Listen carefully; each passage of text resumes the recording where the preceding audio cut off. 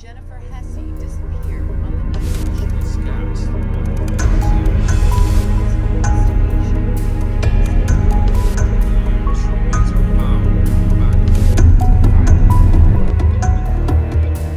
John Lorden here. Hope you're having a great day, and thank you for joining me for another solved mystery here on Brain Scratch Case Cracked. Before we get into today's mystery, of course, I want to give Christy Arnhart the usual big thank you. She did an excellent job researching and writing up this case. But on top of that, I just wanted to take a moment and really call out how special she is to this channel and how much she helped us get to the 100K mark.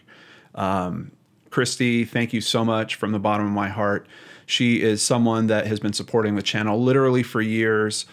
Before we were able to do things like pay her for the stories that she's putting together. I'm just so thankful that I had her. She was always there if things got tough or dark. And I really appreciate having her as part of my team. And this 100,000 subscriber thing wouldn't have happened without her help. And on top of all that, I just love the work that she's doing with Case Cracked. It's been so fun to work with her and to try to share kind of my research methodology stuff with her and putting these stories together and to just watch her grow and run with it. And I think she's doing something real special. I think she's really bringing some heart to these stories in a very different way than even I would putting them together. So Christy, thank you. I really, really appreciate it. Today's case is called The Razor's Truth.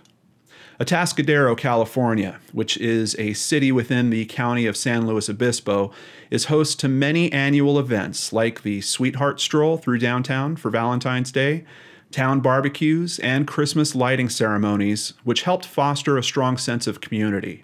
With a population of just over 10,000 in the 1970s, most people knew each other, or at least knew about each other. Those bonds would be broken with the deaths of two women, Jane Morton Antunez and Patricia Dwyer. Although Jane and Patricia had mutual friends, they led two very different lives. Sadly, those two lives would be forever entwined in the tragedy of their deaths.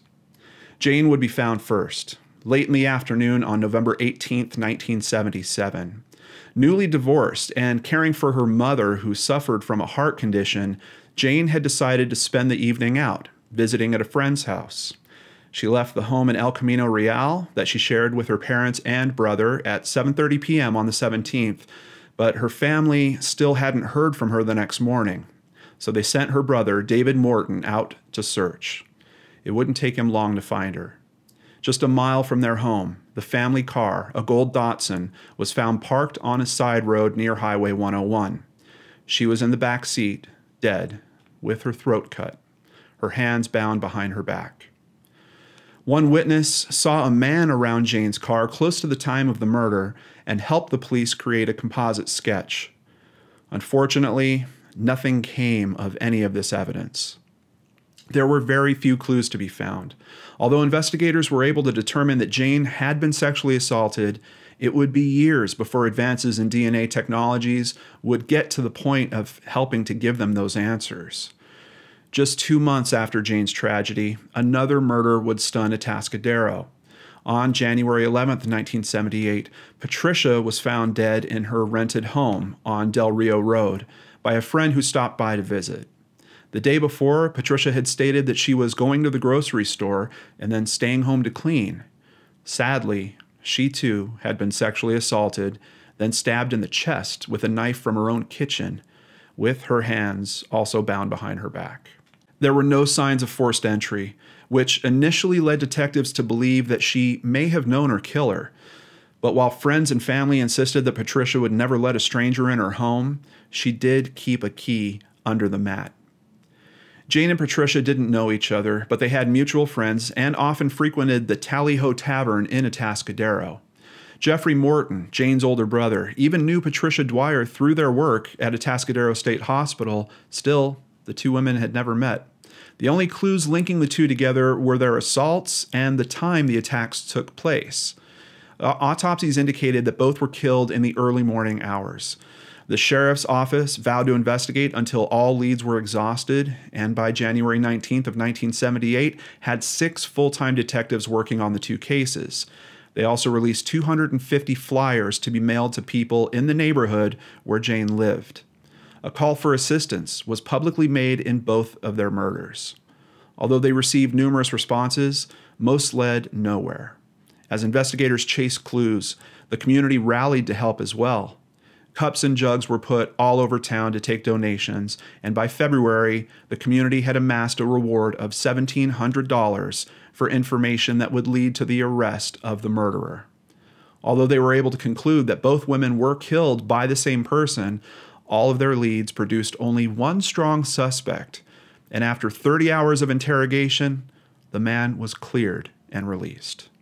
Then, about a year after the murders, officials hit a dead end. It's just a case of there's not much new information coming in to work on, they stated. We're following any new leads we can get.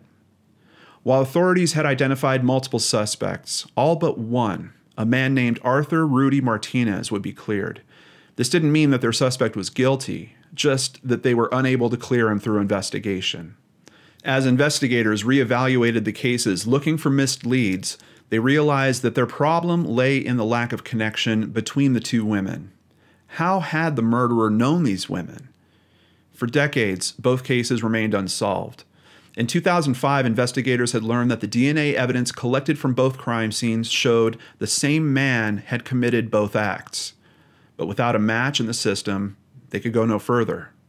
Then in 2017, a lead from the Department of Justice's Familial DNA search team helped crack the case. It obtained a DNA comparison from a relative of the murderer whose DNA was in the system as a result of a prior arrest. This man was a relative of their suspect from long ago, Arthur Martinez. Now they just had to get a sample from Martinez himself, and in trying to do so, would learn about the man's troubled past. When Martinez was 18, he lived in Selma, California, where he was arrested in June of 1967 for allegedly brutally assaulting a 48-year-old Fresno woman in a store on Cedar Avenue. He entered the store for theft, but was surprised to find the woman instead. Martinez overpowered her, tied her hands, and sexually assaulted her. He then shot the woman in the head, but the bullet didn't kill her. She was able to describe Martinez to authorities. He was arrested after law enforcement officers found his pickup in the Cedar Lanes parking lot. He was sitting at the restaurant counter not far from the woman he had just assaulted, sipping a cup of coffee. In October that same year, Martinez pleaded guilty to assault and assault to commit murder, charges that included the shooting of another woman that May outside her East Nevada Avenue home. Martinez shot her in the right hip with a .22 caliber rifle. As part of a plea deal, prosecutors dropped additional burglary and assault with intent to murder charges stemming from yet another incident in which Martinez allegedly fired shots at a 16-year-old girl. He would ultimately spend 10 years in prison for his Central Valley crimes and was paroled to Atascadero in May of 1977. At the time of Jane and Patricia's murders, less than 6 months after his release, Martinez was in the San Luis Obispo area working at a welding shop. Because he was out on parole at the right time, investigators considered him a suspect. However, no evidence linked him to the crimes, and he was let go. Soon after Patricia's murder, Martinez moved to Spokane, Washington, and later that year was sentenced to life in prison after committing yet another series of robberies and 2 other additional sexual assaults. After 16 years in prison in Washington, Martinez escaped in 1994 and moved back to California, where he would live under an alias in the Fresno area for the next 20 years. Authorities would not hear from him again until 2014. Martinez turned himself in after being diagnosed with terminal cancer and wanted to take advantage of the free medical treatment he would receive in prison. Authorities sent him back to Washington, where he died 2 months later at the age of 65. 2 years after Martinez died, San Luis Obispo County Sheriff's Office reopened the cold case investigations into the murders of Jane Morton and Patricia Dwyer. They found an inmate serving time that turned out to be related to Martinez.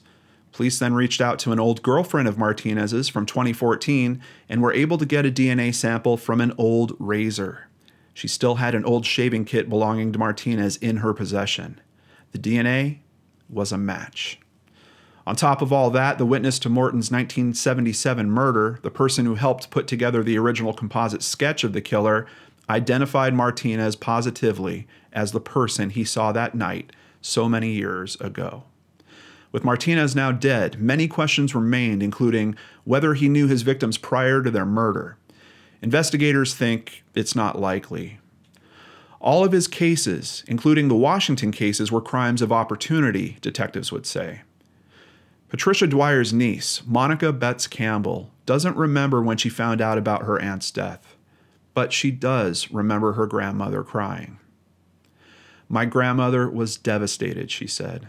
"I remember she had to be hospitalized medically because she couldn't stop crying." She would also say of her aunt, "She never really worried about anybody's opinions or what they thought of her. I often wonder if things would have been different, but it wasn't meant to be. At the end, you sit down and you're like, thank God that's over. It's finally over. We're happy now. I just wish my mom could be here. I really do." Unfortunately, Monica's mother, Patricia's sister, died in 2017. Most likely, this case would have never been solved if the initial investigators did not collect the valuable biological DNA evidence that was used to compare to Martinez's DNA, the San Luis Obispo Sheriff's Office stated. Solving these cases brings closure to the families and the communities. Many people up in that community still recall those two homicides. Our hearts go out to the families of the victims and are hopeful the resolution of these cases brings them some closure. Case cracked. Thank you to CBS News, CNN, KCBX, Your Tango, Daily Mail, SanLuisObispo.com, newspapers.com, and Wikipedia for information included in today's story. That whole aspect at the end really hits me about a story like this. I mean, you're talking about a crime that happened so long ago. To have some answers to that is really such an important piece. It's kind of heartbreaking in a way that justice can never truly be served, but those statements really show you it's not just about justice, it's also about truth. And the family having that truth is such an important component to helping them move forward.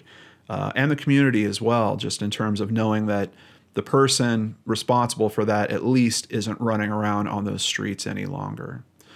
I also thought it was really interesting that you're using an old razor for a DNA sample. That might be the first time that I've heard of a razor being used for that, but it makes sense. I mean, you're scraping it against your face time and time again. I just can't believe that his girlfriend kept an old shaving kit of his. The way that all that fell together, it almost seems like there's something else in this universe trying to bring these answers to that family. I also had not previously heard of the California Department of Justice Familial DNA Search Team. I think I've heard of similar searches where this has happened. They're doing the same kind of thing, essentially, that Parabon does with the genealogy searches, but they're not running it against GEDmatch or something like that. They're just using the records that they already have access to, which is primarily other criminal records. But what a clever way to do it. You're still able to find connections, and hey, you know what? You're related to someone that we're looking for. Just another brilliant step in terms of the detective work going on with this case. Also, this guy, I can't believe what he got away with. Clear pattern of escalation that we can see going through his backstory, and it leaves me wondering, could we have done anything different? I mean, he served time, he was back out of prison, and he was basically back to doing what he was doing before. Just really makes you think twice about this system, and is it working right? Were the sentences not long enough? Was the time in jail not the right type of time spent for this guy to move him out of doing these types of crimes? I don't know. It boggles my mind that he got away with so much. It's terrible. It's terrible. Before I end today's video, I want to thank several PayPal donations that have come in recently, starting with Cheryl Hoffman, Amanda Bateman, Penny Matzeratos, thank you, Penny, Sherry Brand, Bella for Care, who did a pretty substantial donation. I really appreciate that, Bella. Thank you. And good friend of the channel for a long time, Christine Peterson. On top of that, I have a patron named Lisa Strunk, who increased her pledge in honor of her father who passed away, Bob. I might have mentioned it on an episode before, but I wanted to make sure I didn't miss it, so I'm talking about it again here. Thank you guys so much. Thank you for 100,000 subscribers. Thank you for keeping me here doing what I love doing, sharing these stories with you. Hope you have a wonderful day, and I'll see you back here on Wednesday with a very special Searchlight.